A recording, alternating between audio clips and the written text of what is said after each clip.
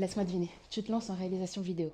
Eh bien, je vais te donner toutes les erreurs à éviter si tu débutes dans ton parcours. Ne pas demander un acompte. Ça, c'est la première erreur qu'on fait tous. C'est pas qu'il faut pas faire confiance aux gens, c'est juste que très souvent, comme tous les tournages, en fait, souvent les projets clients, ils sont décalés. Et au final, toi, tu dois payer ton loyer, tu vois. De plus, mine de rien, l'acompte, c'est aussi une preuve du sérieux du client et ça t'assure qu'il va pas disparaître le jour du tournage et tu te retrouves avec un faux plan, quoi. Ne pas compter ses heures, c'est un truc qui m'est arrivé souvent au début.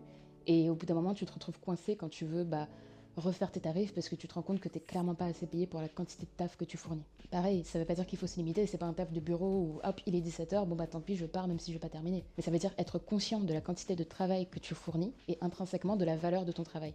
Mais il faut que je vous parle de ça. Souvent les gens, même la majorité des gens, ne font pas de conditions générales de vente, de CGV. Parce que si derrière t'as des problèmes de paiement ou de retard ou que sais-je, au moins t'as une preuve légale que tu peux fournir au client et qui va te protéger, toi ainsi que ton équipe. La plus grosse erreur que les gens commettent aussi, c'est de donner les rushs au client.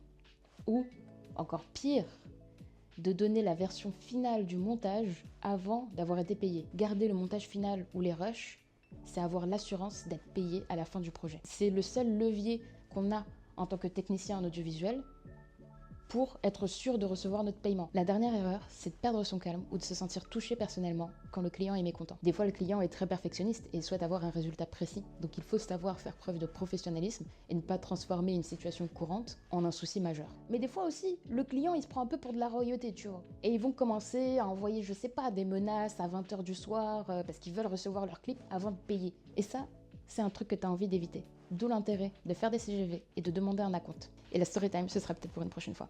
Abonne-toi.